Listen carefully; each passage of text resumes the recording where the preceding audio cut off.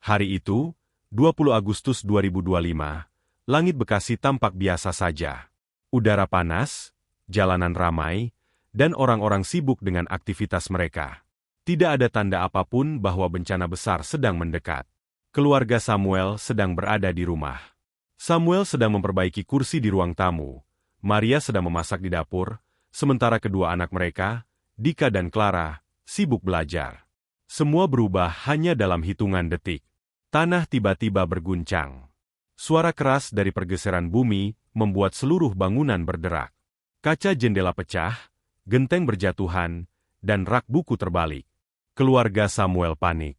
Samuel berusaha berdiri, tetapi tubuhnya terhuyung. Maria menjerit ketakutan dan berlari memeluk anak-anak. Dika dan Clara menutup kepala mereka dengan tangan, tetapi tubuh mereka gemetar hebat. Guncangan semakin keras. Tembok rumah mulai retak. Pecahan batu kecil jatuh ke lantai. Piring-piring di dapur hancur berantakan. Bau debu bercampur asap memenuhi ruangan, membuat mereka sulit bernapas. Tangisan Clara dan Dika semakin keras. Maria hanya bisa menangis sambil memeluk anak-anaknya. Mereka semua merasa ajal sudah dekat. Di tengah rasa takut itu, Samuel sempat berpikir singkat. Ia merasa rumah yang sudah mereka bangun selama puluhan tahun akan runtuh menimpa mereka. Tidak ada yang bisa dilakukan. Mereka terlalu panik untuk berlari keluar. Waktu terasa sangat lambat. Saat itulah, sesuatu yang tak terduga terjadi. Dari luar rumah, sebuah lembaran kertas melayang tertiup angin masuk melalui jendela yang kacanya sudah pecah. Lembaran itu jatuh di lantai ruang tamu, tepat di depan kaki keluarga Samuel yang sedang berlutut ketakutan. Debu masih berterbangan, tetapi mereka bisa melihat jelas bahwa itu bukan kertas biasa. Itu adalah lembaran mushaf Al-Quran yang terlepas dari sebuah buku besar.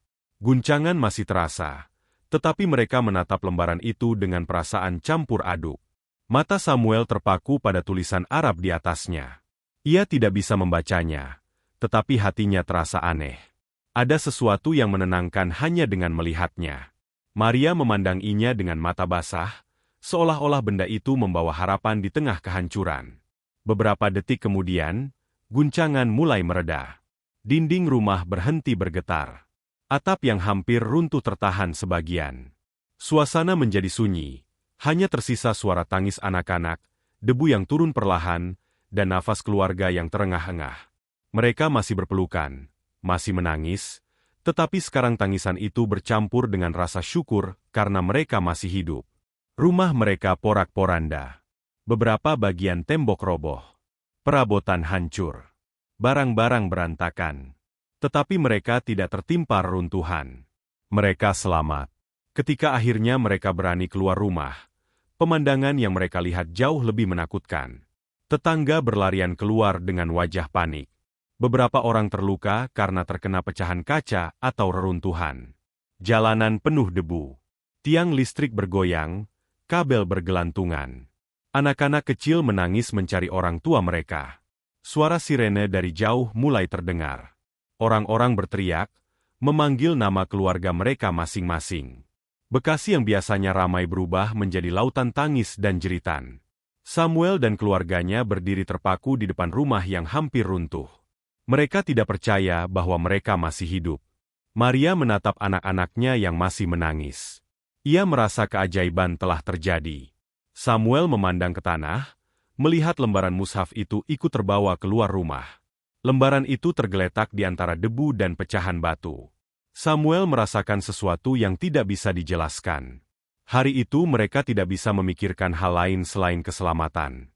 Mereka mengungsi bersama warga lain ke lapangan terdekat. Pemerintah setempat sudah menyiapkan tenda darurat. Malam pertama di tenda adalah malam yang penuh tangisan. Anak-anak kecil sulit tidur. Orang-orang bercerita tentang rumah mereka yang hancur, tentang keluarga yang masih terjebak di reruntuhan, tentang rasa takut yang masih melekat di hati. Keluarga Samuel duduk berdesakan dengan puluhan orang lain. Mereka lelah, lapar, dan haus. Tetapi yang paling kuat rasa adalah rasa syukur. Mereka tahu, mereka bisa saja tidak selamat. Namun di hati mereka, ada satu hal yang tidak bisa mereka lupakan, lembaran mushaf itu. Bagi sebagian orang mungkin hanya kertas yang terbawa angin. Tetapi bagi Samuel dan keluarganya, benda itu hadir tepat pada saat mereka merasa tidak ada lagi harapan. Itu seolah menjadi pelukan tak terlihat yang membuat mereka kuat bertahan di tengah ketakutan. Malam itu, saat suara adzan dari masjid terdekat berkumandang, semua orang di tenda terdiam sejenak. Banyak yang langsung menunaikan sholat, tetapi keluarga Samuel hanya duduk memperhatikan. Mereka bukan Muslim. Tetapi entah kenapa hati mereka bergetar mendengar suara itu. Tangisan Maria pecah lagi tanpa ia tahu alasannya. Clara tertidur di pangkuannya, tetapi wajah anak itu masih basah karena air mata. Samuel menatap kosong ke arah langit. Ia tidak tahu apa arti semua ini. Ia hanya tahu satu hal. Hidup mereka diselamatkan di saat mereka sudah merasa tidak ada jalan keluar. Malam semakin larut. Angin dingin masuk ke tenda. Bekasi masih berduka. Tetapi di hati keluarga Samuel, sebuah tanda tanya besar mulai tumbuh. Mengapa mereka bisa selamat di saat begitu banyak orang kehilangan nyawa? Dan mengapa sebuah lembaran Al-Quran bisa muncul tepat di hadapan mereka saat gempa sedang mengguncang dengan hebatnya? Pertanyaan itu tidak terjawab malam itu. Namun mereka tahu, hidup mereka sudah berubah sejak hari itu. Hari-hari setelah gempa terasa panjang dan melelahkan. Bekasi masih berantakan. Banyak rumah hancur, sebagian roboh, sebagian lagi hanya tinggal puing. Tenda-tenda pengungsian memenuhi lapangan, halaman sekolah, dan tanah kosong yang dianggap aman. Keluarga Samuel masih menetap di salah satu tenda bersama puluhan orang lain. Pagi hari selalu dimulai dengan antre makanan dari dapur umum. Samuel terbiasa bangun lebih awal untuk ikut membantu warga lain. Tangannya terbiasa mengangkat karung beras, mengaduk panci besar, atau menyalakan api. Meskipun badannya masih lelah, ia berusaha sibuk supaya pikirannya tidak terus-menerus memikirkan rumah yang sudah hampir rata dengan tanah. Maria sering terlihat duduk di dekat anak-anak. Ia menjaga Dika dan Clara agar tidak jauh-jauh bermain. Anak-anak itu masih trauma. Setiap kali tanah bergetar sedikit saja, meskipun hanya karena truk besar melintas, mereka langsung menjerit dan berlari ke pelukan ibunya. Maria sendiri sebenarnya sama takutnya, tetapi ia mencoba tegar agar anak-anak merasa aman. Malam hari selalu lebih berat. Tenda yang tipis tidak mampu menahan dingin. Tangisan anak-anak terdengar di mana-mana. Banyak yang sulit tidur karena teringat guncangan besar itu. Keluarga Samuel pun demikian. Mereka sering terjaga lama, mendengar suara-suara lirih orang berdoa di sekeliling mereka. Yang membuat mereka bingung adalah perasaan aneh yang selalu muncul setiap kali mendengar adzan dari masjid darurat yang dibangun di dekat lapangan. Masjid itu hanya berupa bangunan darurat dari terpal dan kayu, tetapi suaranya terdengar jelas di seluruh area pengungsian. Setiap kali suara adzan itu berkumandang, Samuel dan keluarganya berhenti sejenak dari apapun yang mereka lakukan. Mereka tidak tahu kenapa, tetapi hati mereka terasa lebih tenang ketika mendengarnya. Anak-anak juga sering bertanya, meski dalam hati Samuel dan Maria sendiri belum bisa menjawab. Bagi mereka, suara adzan bukan sekadar panggilan salat, melainkan sesuatu yang menyentuh batin, seakan-akan menenangkan luka yang belum sembuh. Sejak hari gempa itu, semua terasa berbeda. Mereka juga tidak bisa melupakan lembaran mushaf Al-Quran yang jatuh ke rumah mereka saat gempa. Lembaran itu ditemukan lagi oleh Samuel di reruntuhan rumah, ketika ia kembali untuk mengambil beberapa barang yang masih bisa diselamatkan. Kertas itu sudah kotor oleh debu, tetapi tulisan Arabnya masih jelas. Samuel membawanya ke tenda. Sejak itu, lembaran itu tersimpan rapi di tas kecil mereka. Setiap kali Samuel atau Maria melihat lembaran itu, mereka merasa ada sesuatu yang tak bisa dijelaskan. Bukan sekadar kertas. Ada ketenangan aneh yang muncul dari benda itu, meski mereka tidak mengerti apa yang tertulis di dalamnya. Mereka hanya tahu bahwa ayat itulah yang hadir di saat mereka hampir kehilangan segalanya. Hari-hari berlalu, bantuan mulai datang dari berbagai arah. Relawan berdatangan membawa makanan, obat, dan pakaian. Beberapa juga mengadakan kegiatan untuk anak-anak, seperti bermain atau belajar bersama. Di antara para relawan itu, ada sekelompok anak muda dari pesantren terdekat. Mereka sering membantu membersihkan area pengungsian, membagikan makanan, dan kadang membacakan ayat-ayat Al-Quran di masjid darurat. Bagi keluarga Samuel, setiap kali ayat-ayat itu terdengar, mereka merasa seperti kembali ke saat gempa. Bukan rasa takut yang muncul, melainkan rasa syukur karena mereka masih hidup. Kadang, air mata Maria menetes tanpa ia sadari. Clara yang masih kecil juga ikut larut dalam suasana itu. Dika hanya diam, tetapi matanya selalu serius memperhatikan. Samuel sendiri sering duduk jauh sambil merenung. Ia memikirkan banyak hal. Ia bukan Muslim, ia tahu itu. Tetapi mengapa justru ayat-ayat dari kitab suci yang bukan agamanya bisa membuat hatinya tenang? Pertanyaan itu terus berputar di kepalanya, siang dan malam. Semakin lama, perasaan itu semakin kuat. Suara adzan, lantunan ayat, dan keberadaan mushaf itu seolah menempel di hati mereka. Mereka mulai merasakan kedamaian yang tidak pernah mereka temukan sebelumnya. Samuel ingat betul bagaimana malam-malam sebelum gempa selalu terasa biasa saja. Mereka berdoa sesuai keyakinan mereka, tetapi tidak pernah ada rasa lega sebesar ini. Setelah gempa, semuanya berubah. Orang-orang di sekitar mereka mungkin tidak menyadari perubahan yang terjadi pada keluarga Samuel. Mereka masih menjalani hidup seperti biasa di pengungsian, ikut antre makanan, ikut bekerja bakti, dan menjaga anak-anak. Tetapi di dalam hati mereka, pertanyaan demi pertanyaan terus tumbuh. Mengapa lembaran mushaf itu jatuh tepat di depan mereka saat gempa? Mengapa ayat itu membuat mereka bertahan ketika nyawa sudah seperti berada di ujung? Mengapa setiap kali mendengar adzan hati mereka selalu bergetar? Mereka tidak punya jawaban. Tetapi mereka tahu satu hal, mereka tidak bisa lagi mengabaikan pertanyaan-pertanyaan itu. Malam itu, angin berhembus kencang di pengungsian. Tenda-tenda bergoyang. Orang-orang sibuk menguatkan tali dan menahan tiang agar tidak roboh. Setelah keadaan tenang kembali, suara adzan Isya berkumandang dari masjid darurat. Semua orang berhenti sejenak, lalu berbondong-bondong menuju tempat itu untuk salat. Samuel dan keluarganya tetap duduk di depan tenda mereka. Tetapi untuk kesekian kalinya, mereka mendengarkan dengan khusyuk. Suara itu masuk begitu saja ke dalam hati mereka. Maria menunduk, menahan air mata yang tiba-tiba mengalir. Samuel menatap anak-anaknya. Dika tampak terdiam serius, sementara Clara memejamkan mata seolah larut dalam lantunan suara itu. Mereka tidak tahu apa arti semua ini. Mereka hanya tahu bahwa hidup mereka tidak akan pernah sama lagi sejak hari itu. Dan tanpa mereka sadari, rasa penasaran itu mulai menuntun mereka menuju sesuatu yang lebih besar dari sekadar kebetulan. Beberapa minggu setelah gempa, kehidupan di pengungsian mulai berangsur normal meskipun luka batin masih terasa. Warga perlahan beradaptasi dengan tenda-tenda, antrean makanan, dan aktivitas gotong royong. Sekolah-sekolah darurat mulai dibuka untuk anak-anak. Relawan bergantian datang membawa bantuan, dan pemerintah mulai mendata kerusakan untuk proses perbaikan. Namun, di tengah kesibukan itu, keluarga Samuel masih terus dihantui rasa penasaran yang tak pernah hilang. Mereka masih menyimpan lembaran mushaf Al-Quran itu di tas kecil yang selalu dibawa kemana-mana. Kertas itu sudah lusuh, warnanya kecoklatan karena debu, tetapi mereka menjaganya dengan hati-hati. Bagi orang lain mungkin itu hanya kertas yang hanyut oleh angin, tetapi bagi keluarga ini, benda itu adalah penanda hidup dan mati. Samuel sering memandanginya lama. Ia tidak bisa membaca huruf Arab, tetapi ada rasa hormat yang besar ketika melihat lembaran itu. Maria juga sering termenung setiap kali membukanya.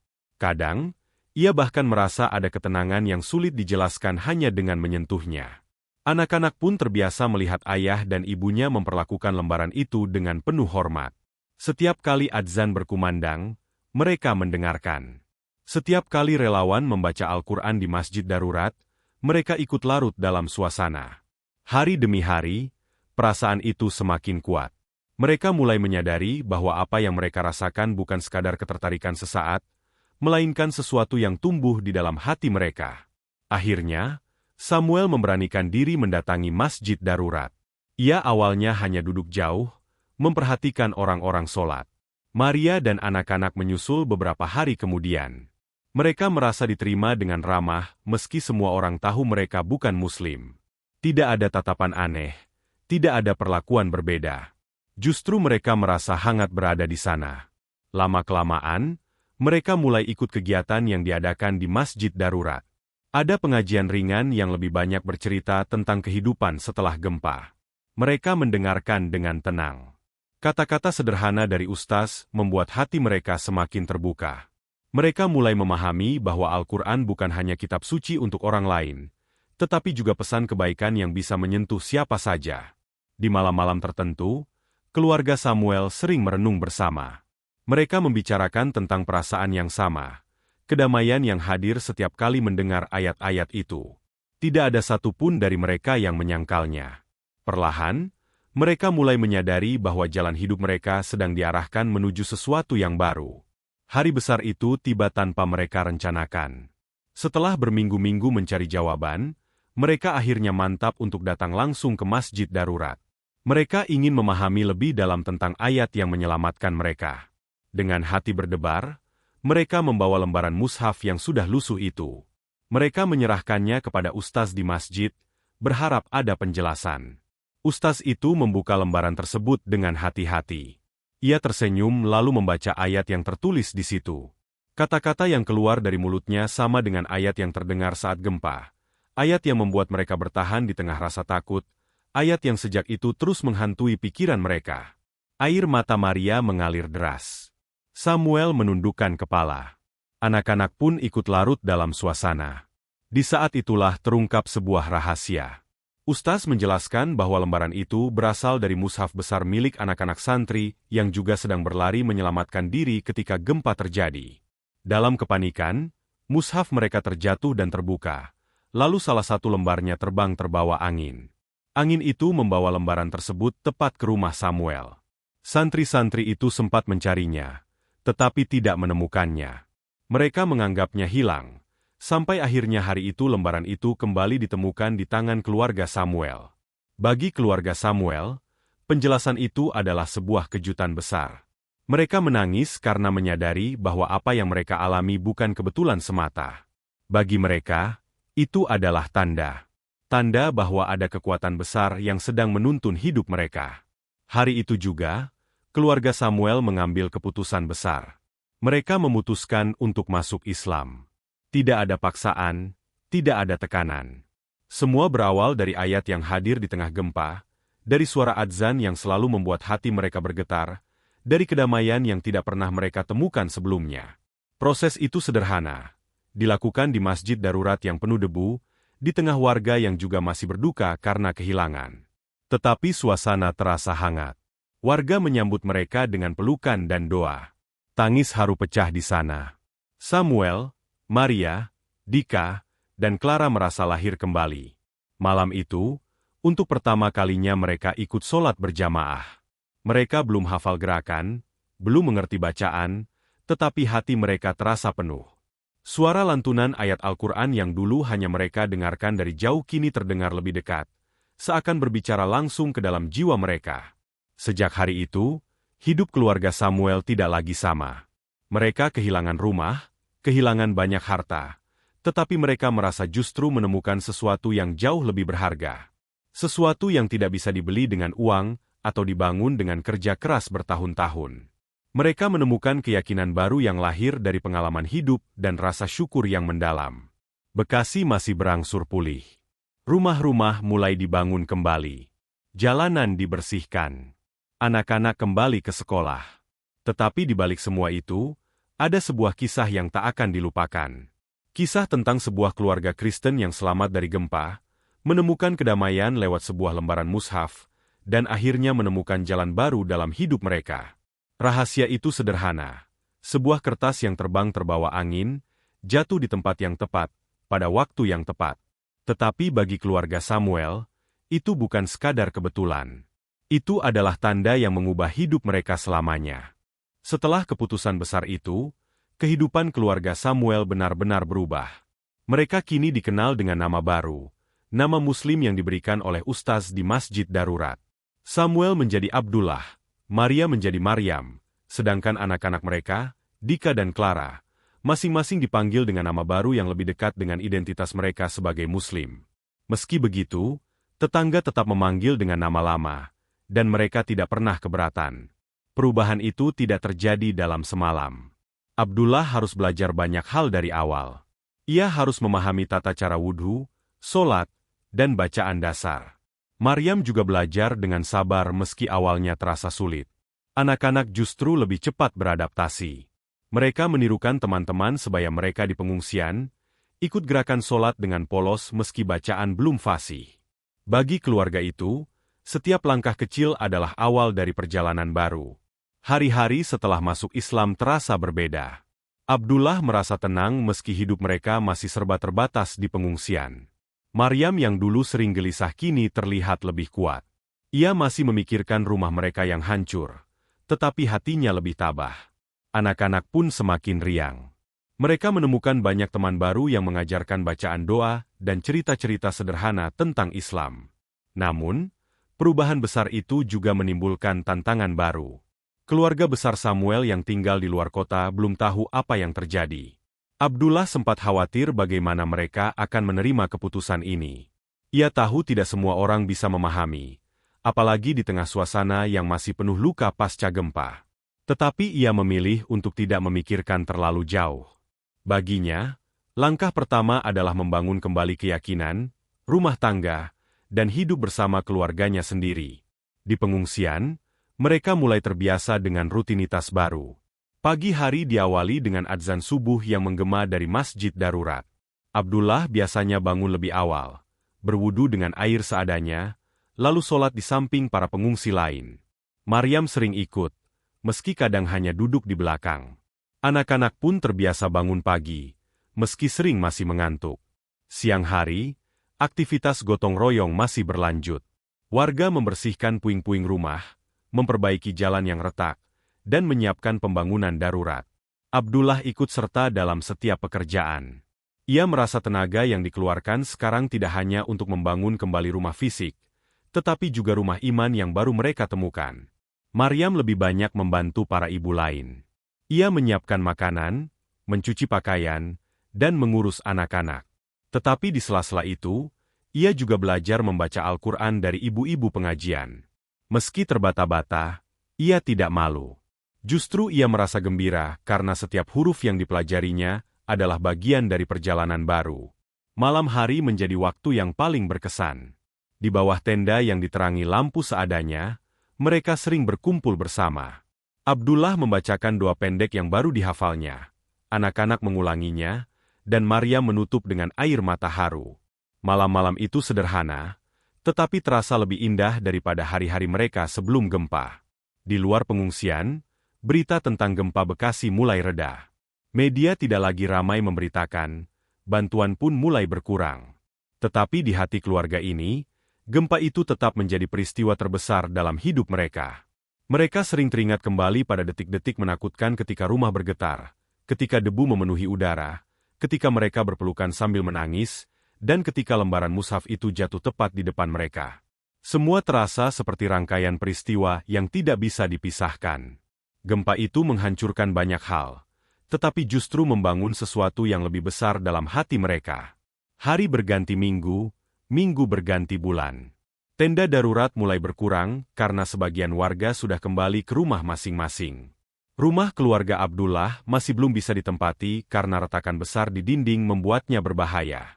Mereka mendapat bantuan rumah sementara dari pemerintah, meski sederhana dan sempit. Tetapi bagi mereka, tempat itu adalah anugerah. Di rumah sederhana itu, mereka mulai menjalani rutinitas normal. Anak-anak kembali bersekolah. Maryam membantu tetangga dengan menjual makanan kecil, dan Abdullah bekerja serabutan sambil ikut membantu pembangunan rumah warga lain. Kehidupan tidak mudah, tetapi mereka menjalaninya dengan rasa syukur. Setiap kali adzan berkumandang, mereka berhenti dari aktivitas. Bagi mereka, suara itu bukan hanya panggilan salat, tetapi juga pengingat akan hari ketika mereka diselamatkan. Lembaran mushaf itu masih tersimpan rapi, kini dibungkus dengan plastik agar tidak rusak. Setiap kali melihatnya, mereka teringat kembali pada awal perjalanan mereka. Anak-anak semakin cepat belajar. Dika mulai menghafal doa-doa pendek. Clara belajar membaca huruf Arab dari buku Iqra.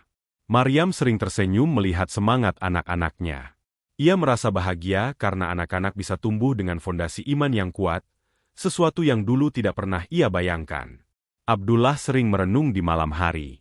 Ia sadar, jika bukan karena gempa, mungkin mereka tidak akan pernah menemukan jalan ini. Ia juga sadar, Banyak orang kehilangan keluarga, rumah, dan harta. Tetapi ia percaya, setiap orang memiliki ujian masing-masing.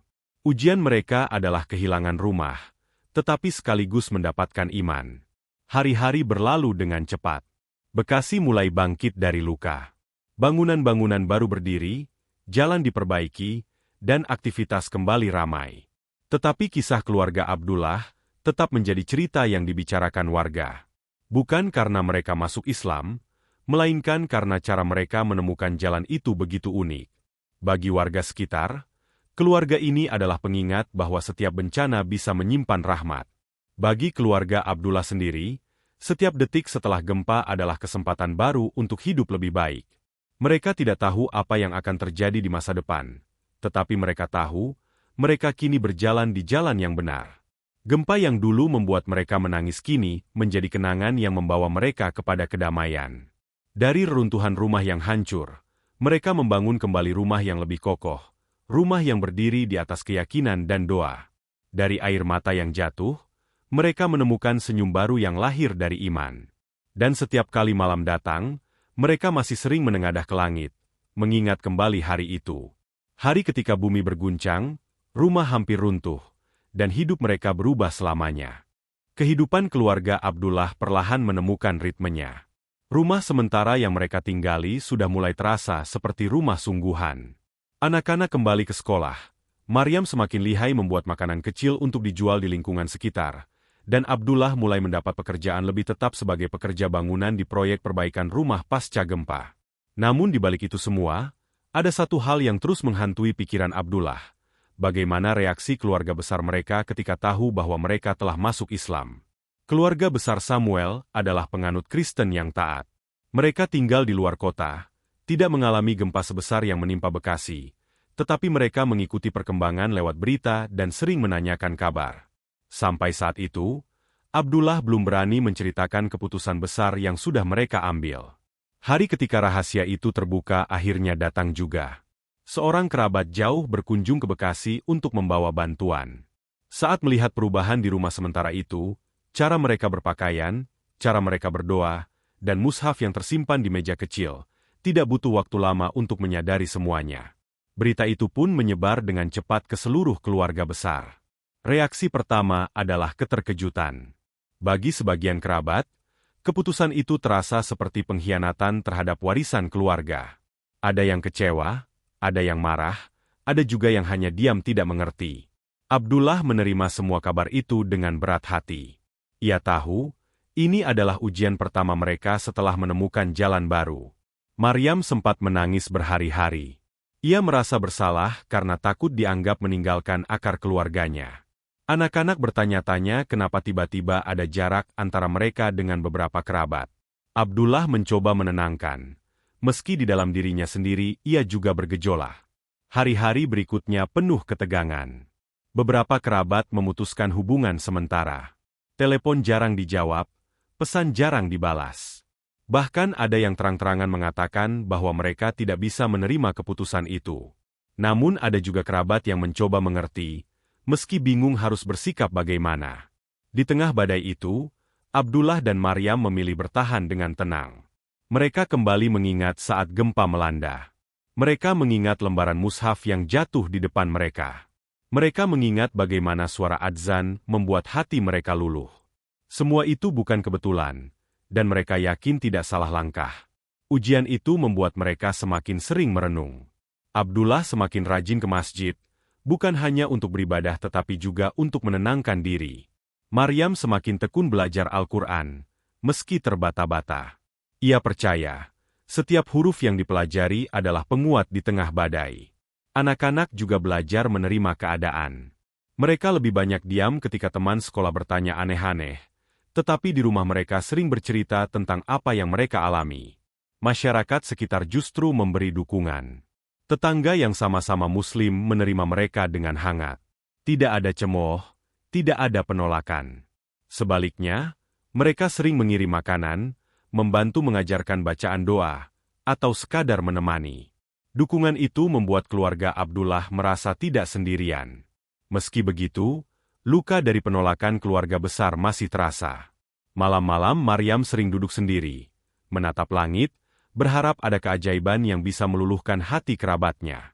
Abdullah pun sering merasa rindu pada keluarganya yang lama, tetapi ia tahu bahwa ia harus tetap tegar. Baginya, perjalanan iman bukanlah jalan mudah. Beberapa bulan kemudian, hubungan mulai sedikit mencair. Kerabat yang semula marah besar mulai menanyakan kabar anak-anak. Mereka masih belum bisa menerima sepenuhnya, tetapi setidaknya ada tanda bahwa ikatan keluarga belum benar-benar terputus. Itu menjadi harapan kecil yang mereka pegang teguh. Di sisi lain, kehidupan mereka semakin kokoh di jalan baru. Abdullah mulai bisa membaca surat-surat pendek dengan lancar. Maryam mampu menuliskan huruf Arab meski masih sederhana. Anak-anak semakin cepat belajar dan bahkan sering mengoreksi orang tua mereka.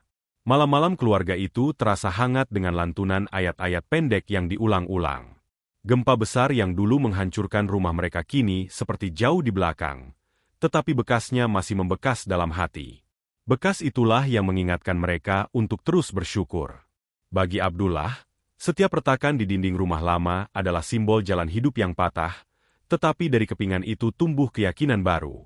Ujian dari keluarga besar bukanlah akhir, melainkan bagian dari perjalanan. Abdullah mulai menyadari bahwa setiap orang memiliki waktunya sendiri untuk menerima. Ia tidak bisa memaksa. Yang bisa ia lakukan hanyalah menunjukkan lewat sikap, lewat kesabaran, lewat cara mereka menjalani hidup sehari-hari. Maryam pun belajar hal yang sama. Ia berhenti menangisi penolakan. Ia mulai fokus membangun rumah tangga yang penuh cinta. Anak-anak menjadi penyemangat terbesar. Mereka tumbuh dengan tawa meski kehidupan masih sederhana. Mereka adalah bukti bahwa apapun yang terjadi, hidup harus terus berjalan. Ketika Bekasi akhirnya benar-benar bangkit dari luka, keluarga Abdullah juga sudah berdiri lebih kokoh. Rumah baru sederhana berhasil mereka bangun. Hasil kerja keras Abdullah di proyek-proyek bangunan dan tabungan kecil yang dikumpulkan Maryam. Rumah itu tidak besar, tetapi penuh dengan doa. Di setiap sudutnya, mereka merasakan kedamaian yang dulu tidak pernah mereka miliki. Malam-malam di rumah baru itu selalu diakhiri dengan doa bersama. Mereka duduk di ruang tamu kecil, membaca ayat pendek yang sudah dihafal, lalu saling mendoakan. Tidak ada yang sempurna, tetapi mereka tahu bahwa yang mereka jalani adalah perjalanan yang benar. Ujian pertama dari keluarga besar masih belum selesai, mungkin akan berlangsung lama. Tetapi Abdullah dan Maryam yakin, waktu akan menjawab. Mereka percaya bahwa keikhlasan akan membuka hati siapapun, cepat atau lambat. Dan di hati mereka, satu hal selalu teringat. Gempa yang dulu hampir merenggut nyawa ternyata justru menjadi pintu menuju kehidupan baru. Dari runtuhan rumah yang hancur, mereka membangun iman. Dari air mata yang jatuh, mereka belajar tabah. Dari penolakan kerabat, mereka menemukan kekuatan. Kini, mereka tidak lagi menatap masa depan dengan takut. Mereka melangkah pelan, dengan keyakinan yang sederhana. Selama mereka bersama, selama mereka berpegang pada doa, tidak ada badai yang bisa benar-benar menghancurkan. Setelah melewati ujian dari keluarga besar, Abdullah dan Maryam mulai memasuki fase kehidupan baru yang lebih menantang. Bukan lagi soal keyakinan, melainkan soal bertahan hidup di tengah kebutuhan ekonomi yang semakin menekan. Anak-anak tumbuh cepat, biaya sekolah meningkat, harga kebutuhan pokok naik, sementara penghasilan Abdullah sebagai buruh bangunan tidak selalu stabil. Hari-hari itu, Abdullah bangun sebelum subuh. Ia berjalan kaki ke masjid untuk sholat, lalu berangkat kerja dengan bekal sederhana yang disiapkan Maryam. Kadang ia mendapat pekerjaan di proyek pembangunan rumah, kadang hanya pekerjaan serabutan yang upahnya kecil. Tetapi Abdullah tidak pernah mengeluh. Ia tahu bahwa setiap keringat yang jatuh adalah doa yang bekerja diam-diam. Maryam, di sisi lain, mencoba menambah penghasilan dengan berjualan makanan kecil. Mulanya ia hanya membuat kue-kue sederhana untuk anak-anak, tetapi lama-lama tetangga mulai tertarik membeli. Dari situ, Maryam mulai menjual kue basah di warung sekitar. Tidak banyak untungnya, tetapi cukup untuk membeli buku tulis atau membayar iuran sekolah. Ekonomi keluarga itu berjalan tertatih. Seringkali mereka harus memilih, membeli beras atau membayar listrik, membeli seragam baru atau menunda cicilan rumah. Anak-anak belajar sejak kecil tentang arti pengorbanan. Mereka tidak meminta jajan mahal, tidak menuntut mainan baru. Mereka tahu keadaan orang tua. Satu-satunya yang selalu mereka minta hanyalah agar orang tuanya tetap tersenyum. Meski serba sulit, kehidupan keluarga itu terasa penuh harapan. Setiap malam mereka berkumpul, makan sederhana sambil saling bercerita. Anak-anak bercerita tentang sekolah, tentang teman-teman yang heran karena mereka kini berbeda. Maryam sesekali tertawa meski letih. Abdullah mengangguk penuh perhatian. Tidak ada kemewahan, tetapi ada kehangatan yang membuat hati mereka tenang. Suatu hari, sebuah kejadian kecil membuka jalan rezeki baru. Maryam yang sedang menjual kue di warung didatangi seorang ibu guru dari sekolah dekat rumah. Ibu guru itu memuji kue buatan Maryam dan memintanya untuk membuat dalam jumlah banyak sebagai konsumsi acara sekolah. Maryam kaget, tetapi dengan berani ia menerima. Malam itu ia membuat kue hingga larut, dibantu anak-anak yang dengan senang hati ikut mengaduk adonan. Keesokan paginya, kue-kue itu ludes dibeli. Ibu guru puas dan mulai merekomendasikan Maryam kepada orang lain.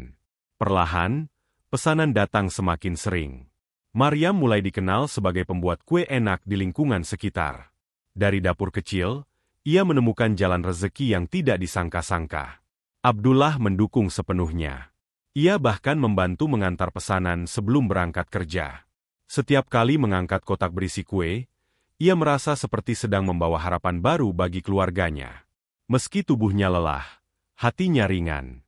Ia tahu Maryam telah menemukan cara untuk menguatkan ekonomi keluarga. Anak-anak juga ikut berperan. Mereka membantu membungkus kue, membersihkan meja, bahkan mencatat pesanan. Rumah kecil itu berubah menjadi tempat usaha sederhana yang penuh semangat. Setiap kali ada pesanan besar, mereka bekerja sama seperti sebuah tim. Suasana dapur penuh tawa meski tangan belepotan tepung. Kehidupan keluarga Abdullah mulai berubah. Meski masih sederhana, mereka tidak lagi terlalu khawatir soal makan sehari-hari. Mereka bisa menabung sedikit demi sedikit, bahkan kadang bisa menyisihkan untuk membantu tetangga yang lebih kesulitan. Itu menjadi kebahagiaan tersendiri bagi Maryam. Namun, perjalanan itu tentu tidak selalu mulus. Ada kalanya pesanan sepi, ada kalanya bahan baku naik harga. Pernah juga Maryam sakit dan tidak sanggup membuat kue, sementara pesanan sudah menumpuk. Saat itu Abdullah mengambil alih meski tidak sepandai Maryam. Mereka tertawa bersama ketika hasil kue tidak sebagus biasanya, tetapi pelanggan tetap mau menerima. Dari situ, Maryam belajar bahwa rezeki bukan soal besar kecilnya, tetapi soal keberkahan yang mengalir. Di tengah usaha yang berkembang, Abdullah mulai memiliki mimpi baru. Ia ingin suatu hari membuka warung kecil khusus untuk Maryam, agar tidak hanya bergantung pada pesanan. Meski masih jauh, ia menanamkan tekad itu. Setiap kali menerima upah kerja, ia menyisihkan sebagian meski sedikit. Baginya, setiap rupiah adalah batu bata untuk membangun masa depan. Tetangga melihat kerja keras keluarga itu dengan kagum. Banyak yang mengatakan bahwa Abdullah dan Maryam adalah contoh keluarga yang pantang menyerah. Mereka tidak malu memulai dari kecil, tidak gengsi bekerja keras, dan selalu rendah hati. Dukungan dari masyarakat sekitar semakin kuat, membuat mereka merasa diterima sepenuhnya. Di balik semua itu, Maryam menyimpan rasa syukur yang mendalam. Ia sering teringat saat-saat gempa mengguncang hidup mereka. Seandainya waktu itu mereka tidak selamat, semua ini tidak akan ada. Seandainya mushaf itu tidak jatuh di depan mata mereka, mungkin mereka tidak pernah menemukan jalan baru. Semua yang terjadi terasa seperti bagian dari rencana besar yang indah meski penuh ujian. Malam-malam ketika semua anak sudah tidur, Maryam duduk di dapur kecilnya, memandangi sisa adonan atau tumpukan piring kotor. Ia tidak merasa lelah, justru merasa damai. Baginya, setiap tetes keringat adalah doa yang diwujudkan. Ia tidak lagi takut menghadapi masa depan, karena ia percaya, jalan rezeki selalu ada bagi mereka yang sabar. Abdullah juga merasakan hal yang sama. Ia tidak lagi melihat pekerjaannya sebagai beban. Setiap kali mengangkat semen, setiap kali memegang palu, ia merasa sedang membangun kehidupan baru bagi keluarganya. Ia tahu rumah yang lebih besar mungkin belum bisa mereka miliki sekarang, tetapi rumah kecil penuh cinta sudah lebih dari cukup. Gempa dulu mengajarkan mereka arti kehilangan. Kini kehidupan mengajarkan arti menemukan. Mereka kehilangan rumah lama, tetapi menemukan iman. Mereka kehilangan kenyamanan sementara, tetapi menemukan kekuatan sejati. Mereka kehilangan sebagian hubungan keluarga besar, tetapi menemukan keluarga baru di masyarakat sekitar. Perjalanan itu masih panjang. Ujian mungkin akan datang lagi, dalam bentuk lain, pada waktu lain. Tetapi Abdullah dan Maryam sudah belajar satu hal penting, bahwa setiap ujian selalu membawa jalan keluar, meski terkadang tersembunyi. Mereka hanya perlu bersabar, bekerja keras, dan terus berdoa. Di akhir tahun itu, Maryam berhasil membeli peralatan baru untuk usahanya. Bukan barang mahal, hanya oven kecil bekas yang lebih baik dari sebelumnya. Tetapi bagi keluarga itu, oven kecil itu adalah simbol harapan. Simbol bahwa mereka bisa bangkit, sedikit demi sedikit, dari runtuhan yang dulu hampir memutus harapan. Dan di ruang tamu rumah sederhana itu, mushaf yang dulu mereka temukan saat gempa masih tersimpan rapi. Setiap kali melihatnya, mereka teringat kembali pada awal perjalanan ini. Lembaran mushaf itu bukan hanya buku, tetapi tanda bahwa hidup selalu punya cara untuk memberi cahaya, bahkan di tengah reruntuhan. Perlahan tapi pasti, kehidupan keluarga Abdullah dan Maryam mulai menapaki babak baru. Bukan hanya soal bertahan hidup, tetapi tentang menemukan makna keberadaan mereka di tengah masyarakat. Semula, mereka merasa sebagai orang asing di lingkungannya. Identitas mereka yang baru sering menjadi bahan pembicaraan. Ada yang mendukung, ada pula yang masih memandang ragu. Namun waktu yang berjalan panjang mulai membuktikan sesuatu, bahwa keikhlasan dan ketulusan bisa menaklukkan segala prasangka. Keluarga itu kini lebih banyak berinteraksi dengan tetangga. Maryam dengan usaha kuenya sering diminta membantu menyediakan makanan untuk acara pengajian kecil, arisan RT, atau pertemuan ibu-ibu. Awalnya Maryam merasa gugup, takut ditolak karena latar belakangnya yang berbeda. Tetapi masyarakat ternyata menyambut hangat. Dari situ, Maryam mulai merasa bahwa lingkungannya bukan lagi sekadar tempat tinggal, melainkan sebuah keluarga besar. Anak-anak mereka juga mulai mendapat tempat di sekolah. Meski pada awalnya sempat menjadi bahan ejekan karena berbeda agama dengan sebelumnya, kini teman-temannya justru banyak yang mendukung.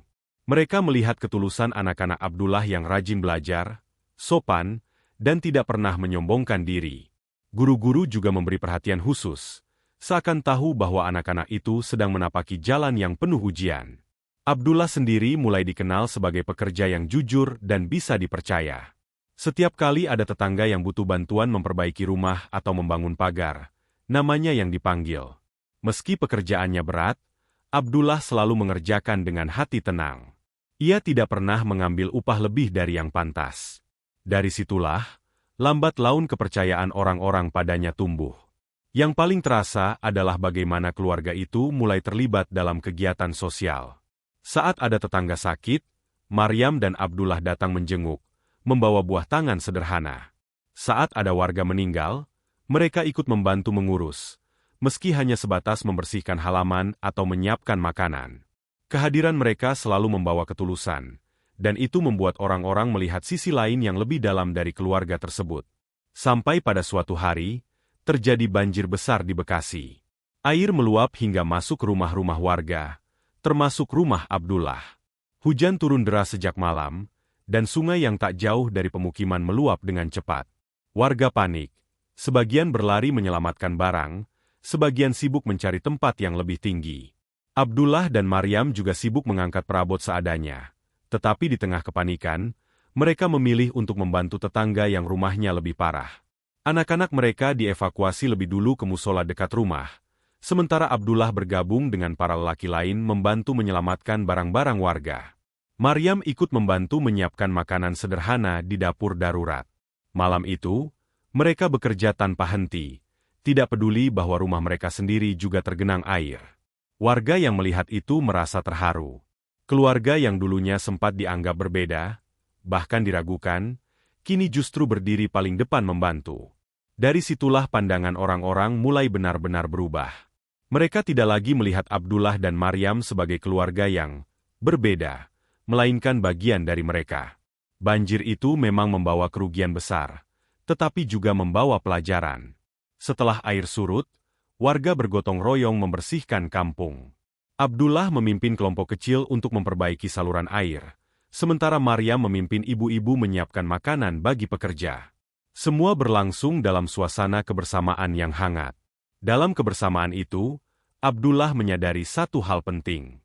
Hidup bukan hanya tentang bagaimana menyelamatkan keluarga sendiri, tetapi juga tentang bagaimana memberi manfaat bagi orang lain. Ia merasa bahwa selama ini, ia terlalu sibuk memikirkan perjuangan keluarganya sendiri. Padahal di sekitarnya, banyak orang lain yang juga sedang berjuang. Dari situlah ia mulai menanamkan pada dirinya dan keluarganya, bahwa hidup harus dijalani dengan memberi, bukan hanya menerima. Sejak saat itu, Abdullah dan Maryam semakin aktif dalam kegiatan lingkungan. Mereka tidak lagi sekadar ikut-ikutan, tetapi berinisiatif. Maryam misalnya, mulai mengajarkan ibu-ibu sekitar cara membuat kue yang sederhana namun laris dijual. Banyak ibu-ibu yang kemudian mencoba berjualan sendiri, sehingga menambah penghasilan keluarga mereka. Maryam tidak pernah merasa kehilangan pelanggan, justru merasa senang karena bisa berbagi ilmu. Abdullah juga mulai aktif di masjid. Ia bukan ustadz, bukan pula orang yang pandai berbicara, tetapi ia punya tenaga dan niat baik. Ia membantu membersihkan masjid setiap pekan, ikut memperbaiki genteng bocor, bahkan rela menjadi marbot jika dibutuhkan. Dari sana, ia semakin merasa dekat dengan masyarakat, juga dengan Tuhan. Anak-anak pun ikut menyerap nilai-nilai itu. Mereka belajar dari apa yang orang tua mereka lakukan, bukan sekadar dari kata-kata. Mereka tumbuh dengan kesadaran bahwa menjadi bagian dari masyarakat berarti harus siap membantu, harus siap berkorban.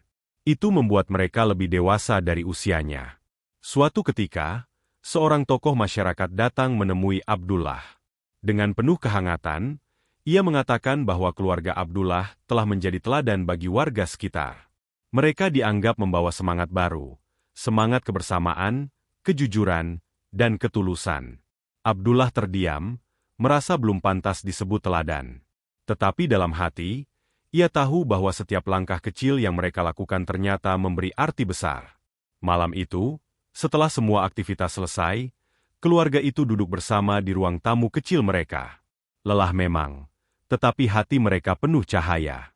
Abdullah memandang anak-anaknya yang tersenyum, Maryam yang menunduk sambil merapikan sisa pekerjaan, dan mushaf yang masih tersimpan rapi di rak kayu. Ia teringat kembali pada gempa yang dulu hampir merenggut segalanya. Dari kehancuran itu, mereka justru menemukan kehidupan baru. Dan kini, setelah semua perjalanan panjang, mereka merasa bahwa kehadiran mereka bukan lagi tentang perbedaan agama yang dulu sempat mengusik orang lain. Kehadiran mereka kini adalah tentang cinta, tentang kebersamaan, tentang bagaimana manusia bisa saling menopang dalam kesulitan. Keluarga itu telah menemukan cahaya, bukan hanya dari kitab yang mereka baca, bukan hanya dari doa yang mereka panjatkan, tetapi juga dari senyum tetangga, dari kerja bakti, dari tangan-tangan yang saling menolong. Itulah cahaya sejati, cahaya yang tidak pernah padam meski diterpa badai. Hidup perlahan membawa keluarga Abdullah dan Maryam ke arah yang tidak pernah mereka bayangkan sebelumnya. Setelah peristiwa banjir besar yang melanda kampung, nama mereka semakin dikenal di lingkungan. Orang-orang menganggap keluarga itu sebagai simbol ketulusan dan kerja keras. Namun, hidup tidak pernah berjalan lurus. Selalu ada ujian baru yang datang, bahkan ketika mereka merasa sudah cukup kuat. Beberapa bulan setelah banjir, Maryam mendapat tawaran besar dari seorang pengusaha toko roti di Bekasi. Sang pemilik mendengar kabar bahwa kue-kue Maryam banyak digemari warga. Ia menawarkan kerjasama untuk memasok kue secara rutin ke tokonya. Bagi Maryam, ini kesempatan luar biasa. Ia bisa membantu perekonomian keluarga dengan lebih baik, sekaligus memperluas usaha yang semula hanya dijalankan dari dapur kecil di rumah. Maryam awalnya ragu, takut tidak mampu memenuhi permintaan besar itu. Namun Abdullah meyakinkannya untuk mencoba. Anak-anak juga ikut membantu, terutama dalam hal sederhana seperti membungkus atau mengantarkan pesanan ke warung-warung kecil. Mereka bekerja bersama, dengan semangat yang sama seperti ketika mereka bertahan dari gempa dan banjir. Ternyata, permintaan semakin banyak. Usaha Maryam semakin berkembang. Setiap hari ia harus bangun lebih pagi, mengaduk adonan, memanggang kue, lalu mengemasnya. Keringat bercucuran, tetapi hatinya penuh syukur. Usaha itu menjadi berkah yang tak terduga. Dari penghasilan tersebut, mereka bisa memperbaiki rumah yang rusak akibat banjir, membelikan buku untuk anak-anak, bahkan menabung sedikit demi sedikit. Namun di tengah keberhasilan itu, muncul pula tantangan. Ada tetangga yang iri melihat usaha Maryam semakin maju. Mereka berbisik-bisik, menuduh bahwa Maryam mendapat bantuan khusus hanya karena pindah agama. Ada pula yang mengatakan bahwa keluarga itu sengaja mencari simpati dengan bersikap manis. Gosip seperti itu menyebar cepat, menusuk telinga Maryam dan Abdullah. Abdullah merasakan perih di hatinya, tetapi ia memilih diam. Ia tahu bahwa melawan dengan kata-kata hanya akan menambah api. Ia lebih percaya bahwa waktu akan membuktikan siapa yang benar. Maryam pun mencoba menahan tangis, meski dalam hati ia merasa hancur mendengar tuduhan itu. Baginya, usaha ini murni hasil kerja keras, bukan karena belas kasihan orang lain. Di saat gosip itu semakin deras, ujian lain datang. Anak bungsu mereka jatuh sakit. Awalnya hanya batuk biasa, lalu semakin parah hingga membuat tubuhnya lemah. Maryam panik, Abdullah berusaha mencari pengobatan ke klinik terdekat. Namun biaya pengobatan ternyata lebih besar dari yang mereka duga. Tabungan yang baru saja terkumpul pun habis untuk biaya berobat. Hari-hari itu menjadi masa paling berat bagi keluarga tersebut. Di satu sisi, usaha sedang naik daun. Di sisi lain, gosip tetangga dan penyakit anak mereka membuat hati seakan remuk. Maryam sering merasa tidak kuat, tetapi setiap kali ia mendengar adzan berkumandang, ada ketenangan yang turun dalam dadanya. Abdullah pun selalu menenangkan diri dengan membaca mushaf kecil yang dulu ditemukan di reruntuhan gempa. Ketika keadaan semakin sulit, justru datang kejutan lain. Pemilik toko roti besar itu mengajak Maryam ikut serta dalam sebuah pameran kuliner di Jakarta. Ia ingin mengenalkan kue Maryam ke khalayak yang lebih luas. Tawaran itu membuat Maryam bingung. Di satu sisi, ini kesempatan besar untuk mengangkat usahanya lebih tinggi. Di sisi lain, anak bungsunya masih sakit, dan gosip di kampung belum mereda. Akhirnya Maryam dan Abdullah memutuskan untuk tetap berangkat, tetapi dengan hati penuh doa. Mereka meninggalkan anak-anak bersama nenek tetangga yang sudah dipercaya. Dengan penuh kecemasan, Maryam membawa beberapa toples kue buatannya, sementara Abdullah mendampingi dengan sabar. Hari itu menjadi titik balik. Banyak orang yang mencicipi kue Maryam di pameran dan menyukainya. Bahkan ada yang menawarkan kontrak untuk memasok ke toko-toko di Jakarta. Maryam hampir tidak percaya dengan apa yang ia dengar. Ia merasa seperti bermimpi. Semua kerja kerasnya seolah dibayar lunas dengan kesempatan besar yang terbuka di depan mata. Namun, sepulang dari pameran, mereka menemukan kenyataan pahit. Anak bungsu mereka kembali masuk rumah sakit karena kondisinya memburuk. Semua hasil yang baru saja didapat harus segera dipakai untuk biaya pengobatan. Maryam menangis sepanjang malam, merasa seperti ditarik kedua arah. Keberhasilan di satu sisi, penderitaan di sisi lain. Abdullah menenangkannya dengan keyakinan sederhana. Ia percaya bahwa ujian tidak datang untuk menghancurkan, melainkan untuk menguatkan. Ia yakin bahwa rezeki yang datang melalui usaha Maryam bukanlah semata untuk kekayaan, melainkan untuk menolong anak mereka yang sedang sakit. Kata-kata itu menguatkan Maryam, membuatnya kembali tabah. Hari-hari berikutnya berjalan lambat, penuh cemas, penuh doa. Anak bungsu mereka akhirnya sembuh perlahan setelah dirawat beberapa minggu. Biaya yang besar memang menguras semua tabungan, tetapi nyawa anak mereka lebih berharga dari apapun. Maryam belajar untuk lebih ikhlas. Sementara Abdullah semakin yakin bahwa perjalanan hidup mereka memang dipenuhi tanda-tanda takdir. Setelah semua badai itu, gosip perlahan mereda. Orang-orang yang tadinya iri justru mulai kagum melihat ketabahan keluarga tersebut. Mereka menyaksikan sendiri bagaimana Abdullah dan Maryam tidak pernah menyerah, tidak pernah berhenti berbuat baik, meski dihantam ujian bertubi-tubi. Dari sana, pandangan masyarakat berubah. Keluarga itu bukan hanya diterima, tetapi dihormati. Maryam kembali melanjutkan usahanya, kali ini dengan tekad yang lebih besar. Abdullah semakin giat bekerja, anak-anak kembali ceria. Mereka sadar bahwa kesempatan besar mungkin datang lagi, tetapi ujian pun akan selalu menyertainya. Yang terpenting bukanlah seberapa besar rezeki yang didapat, melainkan seberapa kuat hati mereka untuk tetap bersyukur dan bertahan. Malam itu, ketika keluarga kecil itu berkumpul di ruang tamu, Abdullah memandang mushaf kecil yang masih tersimpan rapi di rak kayu. Ia teringat kembali pada gempa yang dulu hampir merenggut segalanya. Dari sana, mereka belajar bahwa setiap hancurnya hidup bisa menjadi awal dari sesuatu yang lebih besar. Dan kini, setelah badai baru berlalu, Abdullah semakin yakin bahwa cahaya itu selalu ada. Kadang muncul dari ayat yang dibaca, kadang dari adzan yang terdengar, kadang dari tetangga yang tersenyum, dan kadang dari ujian yang hampir membuat mereka menyerah. Cahaya itu tidak pernah padam, hanya menunggu untuk ditemukan lagi dan lagi. Anak-anak Abdullah dan Maryam tumbuh dalam suasana yang keras namun penuh kehangatan. Rumah mereka memang tidak besar, dapurnya sederhana, perabotannya sebagian besar bekas, tetapi di dalamnya ada semangat yang tidak pernah padam.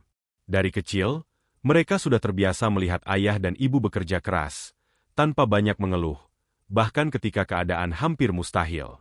Itu menjadi pelajaran hidup yang tidak pernah mereka dapat dari sekolah. Anak sulung mereka, Rahmat, mulai beranjak remaja. Ia bukan anak yang pandai dalam semua pelajaran, tetapi ia sangat tekun. Ia sering duduk berjam-jam membaca buku pinjaman dari perpustakaan kecil di sekolah. Buku-buku itu tidak selalu baru, bahkan sebagian sudah sobek sampulnya, tetapi Rahmat membacanya dengan mata berbinar.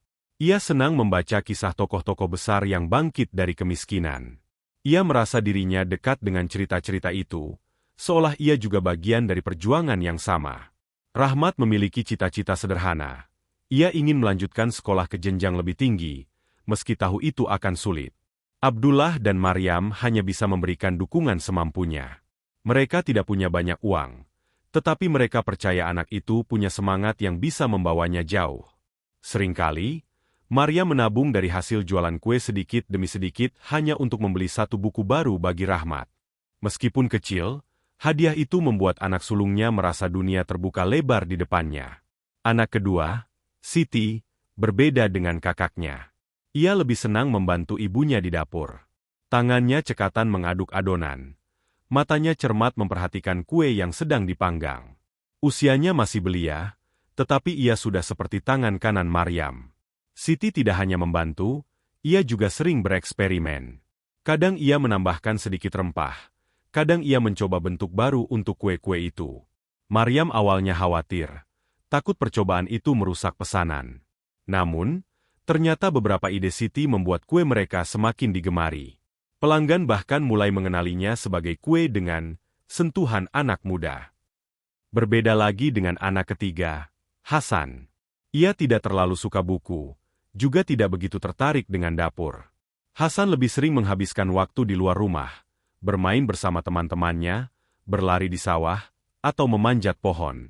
Abdullah sempat khawatir anak itu tidak punya arah, tetapi lama-kelamaan ia sadar bahwa Hasan punya kelebihan lain. Anak itu berani, lincah, dan sangat pandai bergaul. Dimanapun ia berada, ia cepat mendapat teman. Bahkan orang dewasa di kampung sering tertawa dengan kelincahannya. Dan si bungsu, Aisyah, yang sempat sakit parah, kini tumbuh menjadi anak yang penuh senyum. Meski tubuhnya masih lebih kecil dari anak seusianya, semangatnya sangat besar. Ia senang menulis coretan kecil di kertas bekas, menggambar bunga, atau menulis kata-kata sederhana yang ia dengar dari ibunya. Kadang ia menulis doa dengan ejaan yang salah, tetapi setiap kali Abdullah membacanya, hatinya terasa damai. Setiap anak memiliki jalannya sendiri. Abdullah dan Maryam tidak pernah memaksakan. Mereka percaya bahwa tugas orang tua hanyalah memberi teladan, menanamkan kejujuran, dan mengajarkan arti kerja keras. Sisanya, biarlah anak-anak menemukan arah mereka sendiri. Namun, kehidupan tidak pernah mudah. Rahmat, yang sudah duduk di bangku SMA, menghadapi dilema. Sekolahnya cukup jauh dari rumah, dan ongkos setiap hari semakin berat bagi keluarganya. Seringkali ia berjalan kaki cukup jauh untuk menghemat ongkos.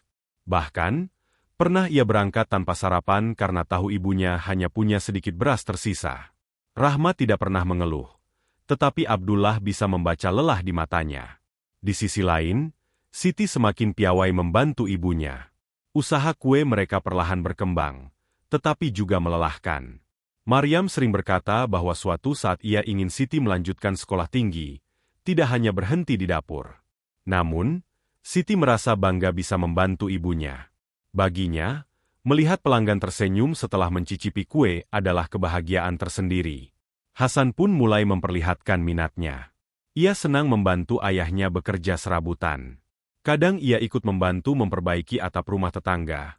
Kadang ia ikut mengangkat barang di pasar. Tenaganya yang kuat membuat ia cepat disukai. Abdullah khawatir anak itu terlalu cepat masuk dunia kerja. Tetapi ia tahu Hasan memiliki jiwa yang berbeda. Anak itu lebih suka bergerak di lapangan daripada duduk lama di bangku sekolah. Sementara itu, Aisyah yang masih kecil, mulai menunjukkan kecerdasan berbeda. Ia rajin menulis di buku tulis murah yang dibelikan ayahnya. Tulisannya belum rapi, tetapi isi tulisannya sering membuat Maryam terharu. Ia menuliskan rasa syukurnya, doa untuk keluarganya, bahkan mimpi-mimpi kecil seperti ingin punya sepeda atau ingin melihat laut suatu hari nanti. Abdullah menyimpan buku tulis itu dengan penuh kebanggaan, seolah itu adalah kitab kecil yang diturunkan untuk mereka. Hari demi hari, keluarga itu menyadari bahwa mereka sedang menyaksikan anak-anaknya tumbuh dengan warna yang berbeda-beda. Ada yang ingin belajar, ada yang ingin berkreasi, ada yang ingin bekerja, ada yang ingin menulis. Semuanya berjalan dalam satu atap kecil, di rumah sederhana mereka yang dindingnya masih menyimpan bekas banjir dan gempa. Malam sering menjadi waktu bagi keluarga itu untuk merenung. Setelah semua pekerjaan selesai, mereka duduk bersama. Kadang lampu minyak masih digunakan ketika listrik padam. Disitulah Abdullah sering memandang wajah anak-anaknya satu persatu. Ia melihat masa depan yang belum pasti, penuh tantangan, tetapi juga penuh harapan. Ia tahu mereka tidak bisa memberikan warisan berupa harta atau tanah yang luas. Tetapi Abdullah dan Maryam yakin, mereka bisa memberikan warisan berupa kekuatan hati, kejujuran, dan keberanian menghadapi hidup. Mereka percaya, jika anak-anak itu tumbuh dengan nilai-nilai itu, maka dunia akan terbuka meski jalan mereka berbeda-beda. Suatu malam, Abdullah menatap mushaf kecil yang masih tersimpan rapi di rak kayu. Ia sadar bahwa kitab kecil itu bukan hanya penyelamat di masa gempa dulu, tetapi juga pengingat bahwa hidup ini selalu punya arah, meski terlihat kacau. Ia merasa anak-anaknya sedang berjalan di jalan masing-masing, seperti ayat-ayat yang berbeda, tetapi semua menuju ke sumber cahaya yang sama. Dan malam itu, Abdullah berdoa dalam hati. Ia tidak meminta anak-anaknya menjadi orang besar, kaya, atau terkenal. Ia hanya meminta mereka tetap jujur, tetap rendah hati, dan tetap berpegang pada cahaya yang telah menuntun keluarga mereka selama ini. Waktu berjalan cepat. Lebih cepat dari yang disadari Abdullah dan Maryam. Anak-anak yang dulu kecil dan selalu berlari di halaman rumah kini, satu persatu mulai melangkah keluar mencari jalan masing-masing. Rumah yang dulunya riuh dengan suara mereka perlahan mulai terasa lebih tenang. Meski di dalam hati Abdullah dan Maryam ada rasa kosong yang tak bisa mereka sembunyikan. Rahmat, anak sulung, akhirnya lulus SMA dengan perjuangan yang panjang. Tidak mudah baginya untuk sampai ke titik itu. Banyak kali ia hampir menyerah karena jarak sekolah yang jauh dan ongkos yang memberatkan, tetapi ia terus bertahan. Ketika hari kelulusan tiba, Maryam hanya bisa tersenyum sambil menahan air mata. Abdullah menatap anaknya dengan bangga. Mereka tahu bahwa Rahmat tidak sekadar lulus, tetapi sudah membuktikan bahwa seorang anak kampung dengan segala keterbatasan bisa berdiri sejajar dengan anak-anak lain. Namun, setelah lulus, tantangan baru menunggu. Rahmat ingin melanjutkan kuliah, tetapi biaya jelas bukan hal kecil. Maryam sempat bingung, Abdullah sempat terdiam lama. Mereka tahu mimpi itu baik, tetapi kenyataan sering keras. Meski begitu, Rahmat tidak berhenti mencari jalan. Ia mencoba mendaftar beasiswa, ia menulis surat permohonan bantuan, bahkan ia bekerja serabutan sekadar untuk mengumpulkan uang. Abdullah menyadari bahwa anaknya kini sudah benar-benar tumbuh, karena ia berani menanggung beban mimpinya sendiri. Siti juga semakin berkembang. Dari dapur kecil di rumah, ia berhasil membuat kue dengan variasi baru yang disukai banyak orang. Bahkan beberapa tetangga mulai membantu menjualkan kue-kue itu. Maryam kadang terheran-heran, karena ide-ide sederhana anaknya bisa membawa usaha mereka lebih dikenal. Siti tidak hanya membantu ibunya, tetapi perlahan menjadikan usaha itu miliknya sendiri. Ia masih muda, tetapi pikirannya sudah jauh ke depan. Ia ingin membuka toko kue kecil di pinggir jalan besar. Ia tahu itu butuh modal, tetapi semangatnya membuat orang percaya padanya. Abdullah sering berkata dalam hati bahwa anak itu sudah diwarisi kecerdasan ibunya. Hasan tumbuh dengan cara yang berbeda. Ia tidak terlalu peduli dengan sekolah, tetapi ia punya kelebihan dalam hal lain. Ia cepat belajar pekerjaan-pekerjaan kasar yang membutuhkan tenaga. Dari membantu ayahnya memperbaiki rumah orang, Hasan kemudian berani bekerja sendiri. Ia sering mendapat panggilan dari warga kampung untuk memperbaiki genteng, mengangkat barang, atau bahkan ikut membangun rumah. Tubuhnya kuat, wajahnya ceria, dan ia mudah dipercaya. Abdullah tahu anak itu tidak akan menempuh jalan pendidikan tinggi, tetapi ia tidak khawatir. Ia yakin Hasan punya cara sendiri untuk bertahan hidup. Aisyah, si bungsu, masih duduk di bangku sekolah dasar. Namun, kecintaannya pada menulis semakin kuat. Buku tulis murah yang penuh coretan kini sudah menumpuk di rak kayu. Ia menulis tentang mimpi, tentang bunga, tentang laut yang belum pernah ia lihat. Bahkan ia menulis tentang keluarganya, bagaimana ayah dan ibu selalu bekerja keras, bagaimana ia ingin suatu hari nanti bisa membuat mereka bahagia. Maryam sering membaca tulisan itu diam-diam. Setiap kali membacanya, ia merasa hidupnya tidak sia-sia. Rumah kecil itu kini menjadi saksi betapa setiap anak mengambil jalan berbeda. Abdullah dan Maryam tidak pernah menahan mereka. Mereka tahu bahwa hidup tidak bisa ditentukan oleh orang tua sepenuhnya. Tugas mereka hanyalah mendukung, meski dengan cara sederhana. Namun, ada masa ketika semua terasa berat. Saat Rahmat menunggu jawaban beasiswa, Maryam sering resah. Saat Siti mencoba berjualan lebih banyak kue dan menghadapi pelanggan yang cerewet, ia menangis diam-diam. Saat Hasan terluka karena jatuh dari atap saat bekerja, Abdullah merasa bersalah karena membiarkan anaknya menanggung resiko itu. Dan ketika Aisyah sakit demam tinggi, seluruh rumah kembali diliputi rasa takut, seperti ketika dulu mereka hampir kehilangannya. Tetapi, setiap kesulitan itu selalu mereka lalui bersama. Tidak ada keluhan panjang, hanya usaha yang tak pernah berhenti. Abdullah dan Maryam semakin menyadari bahwa kekuatan keluarga mereka bukan pada harta atau ilmu, melainkan pada keberanian untuk terus melangkah meski jalan di depan tidak jelas. Hari-hari berlalu, dan kabar baik akhirnya datang. Rahmat diterima di sebuah universitas negeri melalui jalur beasiswa. Tangis pecah di rumah kecil itu. Tidak ada pesta, tidak ada perayaan besar, hanya doa sederhana dan senyum penuh syukur. Maria memasak makanan seadanya sebagai tanda syukur, dan semua anak ikut makan dengan bahagia. Bagi mereka, itu adalah kemenangan besar, bukan hanya untuk Rahmat, tetapi untuk seluruh keluarga. Siti juga mulai berani membuka lapak kecil di pinggir jalan dekat pasar. Awalnya hanya meja kayu dengan toples berisi kue, tetapi lambat laun pelanggan semakin banyak. Ia belajar mengatur keuangan, ia belajar menghadapi untung rugi, dan ia belajar bahwa usaha kecil pun butuh kesabaran panjang. Maryam melihat itu dengan bangga, meski kadang ia khawatir anaknya terlalu lelah. Hasan semakin dikenal di kampung sebagai pemuda yang bisa diandalkan. Orang-orang menyukainya karena ia selalu datang tepat waktu, bekerja dengan sungguh-sungguh, dan tidak pernah meminta bayaran lebih. Dari uang yang ia kumpulkan, ia membeli peralatan kerja sendiri.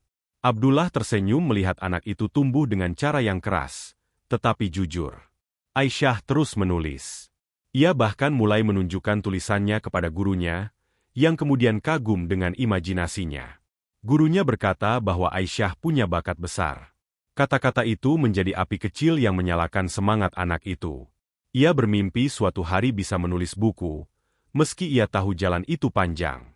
Malam-malam di rumah itu kembali diisi dengan perbincangan sederhana, meski tanpa banyak kata-kata. Abdullah menatap anak-anaknya dengan bangga. Maria memandang mereka dengan doa dalam hati. Mereka berdua tahu bahwa jalan anak-anak ini sudah mulai terbagi. Ada yang menuju dunia pendidikan, ada yang menuju dunia usaha, ada yang menuju dunia kerja, ada yang menuju dunia tulisan. Tetapi mereka yakin, meski jalannya berbeda, semuanya bermuara pada satu hal, masa depan yang lebih baik. Abdullah sering merenung, bahwa hidupnya sendiri mungkin tidak terlalu gemilang. Ia hanya seorang lelaki biasa dengan pekerjaan serabutan. Tetapi ia merasa diberkahi karena bisa melihat anak-anaknya berjuang dengan cara mereka sendiri. Maryam pun merasa demikian. Kelelahan yang ia rasakan setiap hari seakan terbayar hanya dengan melihat anak-anaknya terus melangkah. Di ujung hari, saat semua anak sudah tertidur, Abdullah dan Maryam sering berbicara dalam hati masing-masing. Mereka tidak meminta hidup yang mewah, tidak meminta kekayaan besar. Mereka hanya berharap anak-anaknya tetap sehat, tetap jujur, dan tetap berpegang pada doa. Karena pada akhirnya, itulah warisan terbesar yang bisa mereka berikan. Cinta, ketulusan, dan kekuatan untuk tidak menyerah pada hidup. Dan malam itu, rumah kecil mereka terasa begitu hangat, meski hanya diterangi lampu redup dan suara jangkrik di luar jendela. Abdullah tahu, perjalanan masih panjang, tetapi ia juga tahu, keluarga itu sudah menemukan arah.